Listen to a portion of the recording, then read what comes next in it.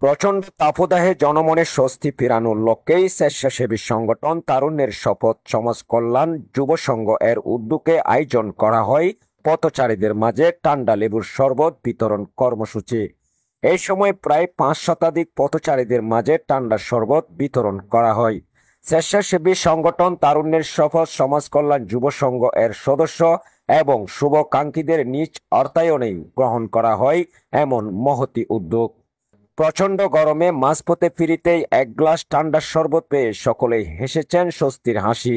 পাশাপাশি যারা এই মহতি উদ্যোগ নিয়েছেন তাদেরকে করেছেন ভূয়সী প্রশংসা, আহ্বান জানিয়েছেন আরও ভালো ভালো উদ্যোগ গ্রহণ করার জন্য। তারুণ্যের শপথ সমাজ কল্যাণ যুব সংঘ এর স্বেচ্ছাসেবীরা বলেন, বরাবরই তারা দেশ ও জনতার সেবার উদ্দেশ্যে গ্রহণ করেছেন ব্যতিক্রমী ও সময় উপযোগী কর্মসূচি। তার ধারাবাহিকতায় আজকের এই আয়োজন। সকলের দোয়া এবং ভালোবাসা পেলে আগামীতে আরো মহৎ উদ্যোগ গ্রহণ করবেন বলে আশা ব্যক্ত করেছেন তারা।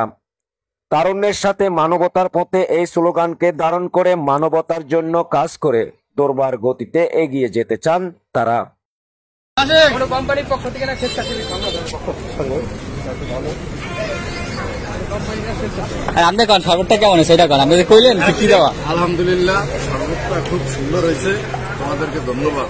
আসসালামু আলাইকুম।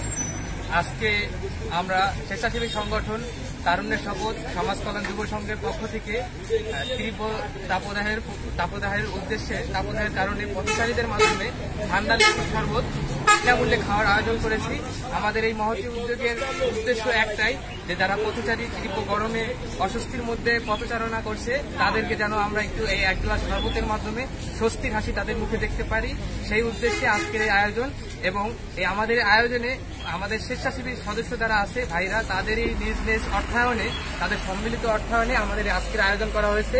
আমি স্বেচ্ছাসেবী ভাইদেরকে অসংখ্য ধন্যবাদ জানাই, কারণ তারা আমাদের এই পাশে থেকে এই গরম তীব্র গরমের মধ্যে রৌদ্রের মধ্যে থেকেও মানুষের মাঝে এই শরবত বিতরণ করছে।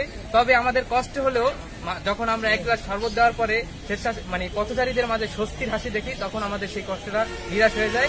আমরা চাই আমাদের এই কাজের মাধ্যমে অনুপ্রাণিত হয়ে অন্য অন্য এলাকার সমাজের লোকজনও তারা উদ্যোগ নেয় এবং পাশাপাশি আমাদের জন্য শুভকামনা রাখে, আমাদের জন্য দোয়া রাখে, আমরা যেন আগামীতেও আরো সুন্দর সুন্দর উদ্যোগ নিয়ে মানুষের পাশে থাকতে পারি, সেই ব্যাপারে আমাদের জন্য দোয়া করবেন। ধন্যবাদ সবাই।